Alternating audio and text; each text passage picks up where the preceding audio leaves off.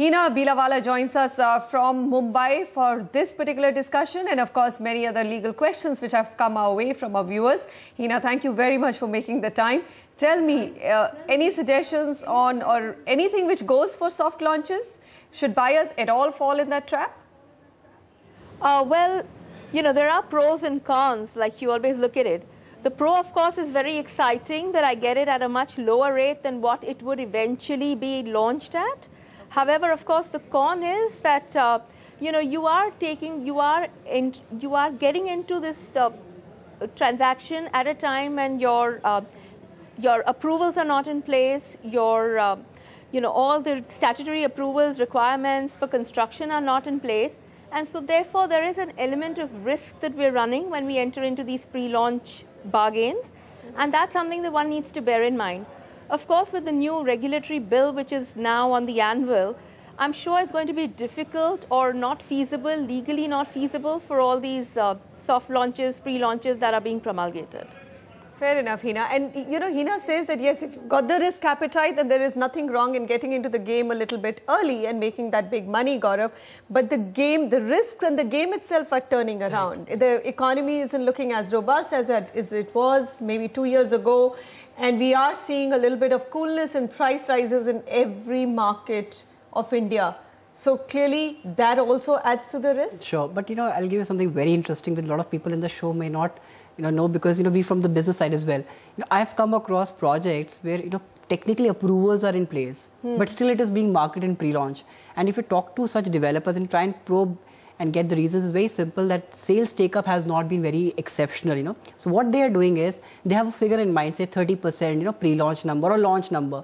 So what they'll do is, they'll market the entire project and it'll take 6 months, 9 months or whatever amount of time. Once they crack that number, they launch the project and then advertise, you know, we've sold 30%. So some of them actually have approvals, but they're using more like a sales strategy. That it's a pre-launch, so it's an attractive time to buy. Anything in the buyer's mind, it's always been, if it's a pre-launch project, then it has to come to me cheaper. There's a lot of jam, it's coming to me at the bread butter price. All right, well, do your due diligence. That's all we're saying. If you are a hardcore real estate investor and still want to play the game, go ahead. Just look at all the approvals and then get into it. Let's start with our Q&A sessions on the legal segment. CP Babu on the phone line with us. Mr. Babu, go ahead, sir. What happened? Yes. Hello, Manisha. Hello, sir. Congratulations to you and your team for the fantastic show. Thank you, sir. Thank you. I'm going to purchase a flat in Kerala. All right. And in the agreement, there's a clause which stipulates a residuary right to the builder to construct further construction and further floors to the property. Okay. Okay. And the full text I have already sent to you. Yes. Yes, sir, you have. And you've summed it up very well. So the buyer-seller agreement basically says that the builder retains the right to actually construct more beyond what has been given to you. The approved plan of the apartment is not included in the agreement. Whether you should insist on it or not, Hina, you know, there are times when in a buyer-seller agreement, all of it is agreed and builders still flout the norms and they still go ahead and construct. But in this case, the buyer is asking for leverage right up front. What should he do? No, I mean, it's not exactly the way it's being put. From what I understand, it is a very typical clause where, you know, typically in the South, where we have situations where the land document is for a percentage of the right that they're going to acquire. And there's also a construction agreement which the builder enters into with the buyer, agreeing to construct a 3 BHK or a 2 BHK in a particular building. Now, from what I understand is that, you know, the builder is retaining to himself the right to construct additional floors, the right to construct additional residuary, you know, on the residuary land, because what is being offered here is only a construction of a 3 BHK apartment. And therefore, I do believe that builders do retain these clauses for themselves, and there is nothing wrong, because here the entire land is not being sold to Mr. Babu. What is really being sold is primarily just the right of that 3 BHK in that 3 BHK apartment in that building. So ideally, of course, the builder will retain that clause, and I don't think there's anything wrong. However, I must caution him that he needs to have a registered agreement for a proportionate sale of that proportionate area that he's buying to be duly registered in his favor.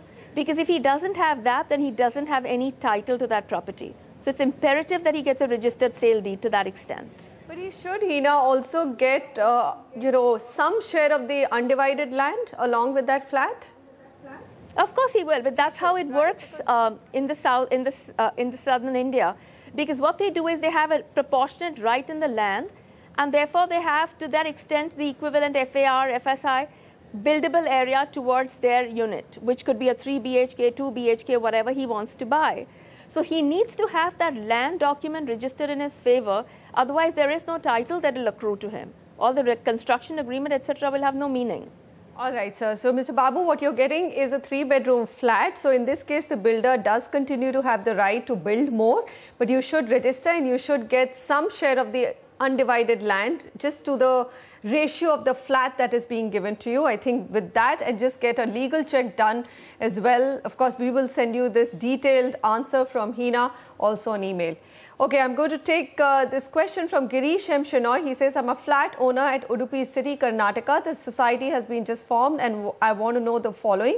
What are the expenses which come under fixed charges and what are variable charges? That's the first question.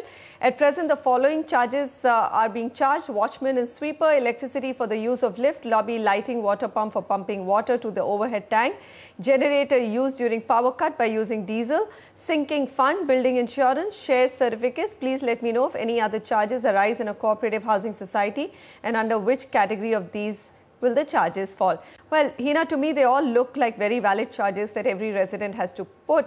But I think it's more an academic question on what are fixed and what are variable costs. No, I mean, these one has to look at a cooperative society, the running of a cooperative society, primarily like we run our own house or we run our own company, right? So whatever charges are recurring, and the charges like for your electricity, for your security, etc., you would need to have them under your fixed charges because they are recurrent charges. Now, to my mind, when you talk about variable charges, there probably would be something in the, if I'm doing a beautification of my garden or a refurbishment or a renovation or painting of my building, they're not something that happen or occur all the time.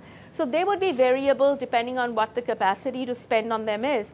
But things like your generator, your electricity, your sweepers, all of that would form part of your fixed charges, and they're recurrent. So they would you would have to account for them. All right, so variable thinking, I think it's just, or variable fixed, it's just fairly common sense in this, but it was nice to hear you outline exactly what you should consider as variable and what as fixed charges. Hina, it was a pleasure having you. Your views were very crystal clear. Thanks very much, and we hope to see more of you on the show.